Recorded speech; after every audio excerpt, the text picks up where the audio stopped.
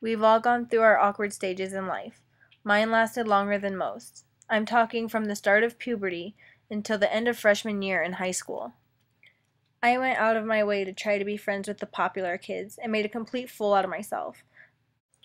But in the words of Walt Disney, the more you like yourself, the less you are like anyone else, which makes you unique. What Mr. Disney doesn't tell you is sometimes it takes a long time for you to learn to like yourself.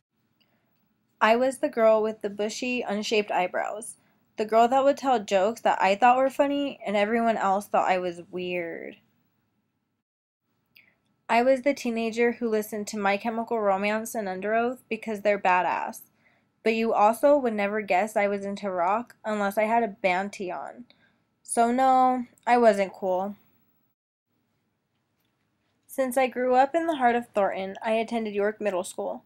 Most kids were going through their gangsta phase at the time. I did not fit in. I mean, I did have some friends that were all about rap and getting the newest Carmelos and Fat Farm shoes, but it was just an at-school kind of friendship.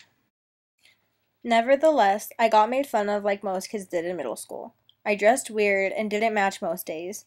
My hair was super curly, so I used baby oil to straighten it, which made me look like I never owned a bottle of shampoo or conditioner in my life.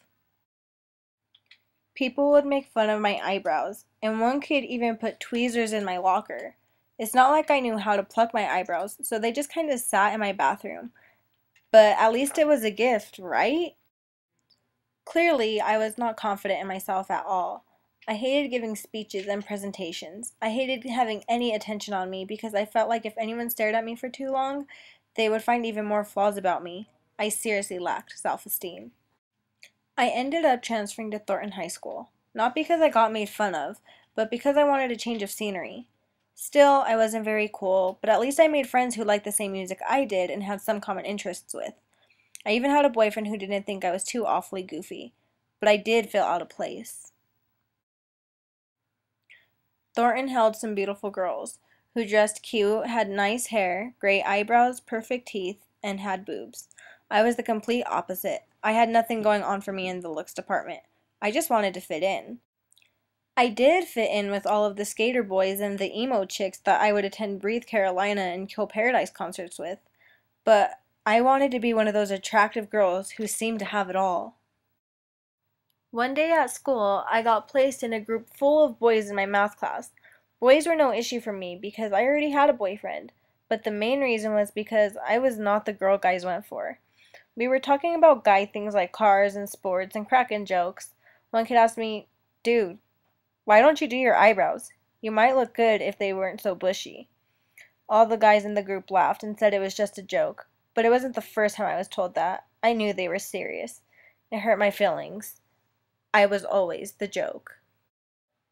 I went home, pulled out the tweezers that were stuffed in my locker, and hacked off my eyebrows. Not to the point where I had to draw them on or anything drastic like that, but I did end up giving them some form. I liked it. It was a big step up. That's when I decided it was time for me to change my whole look altogether.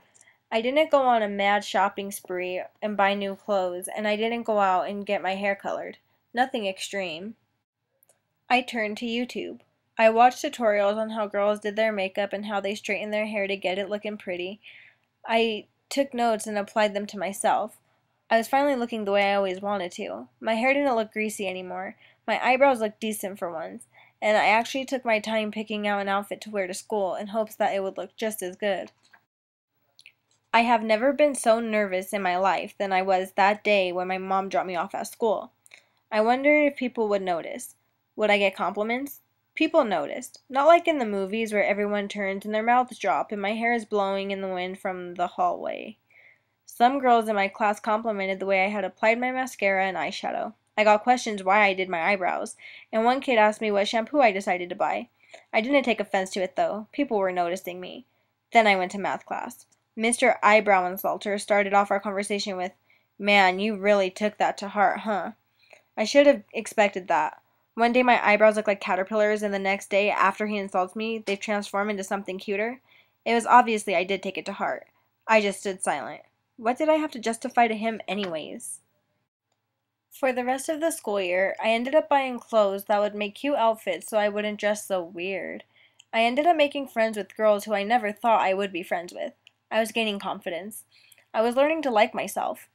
Of course, throughout high school, I changed and developed into who and what I wanted to be. Nowadays, I'm a pretty confident person, but like anyone, I have my insecurities. However, I really do like myself. I have good friends who like me even when my eyebrows aren't done and makeup isn't applied. I have a good sense of humor, and even if no one else laughs at my jokes, I am able to laugh at myself. I even still listen to Under Oath. Maybe not as much because I listen to more rap now, but I'm comfortable in my own skin. I feel different. I even feel a little bit unique.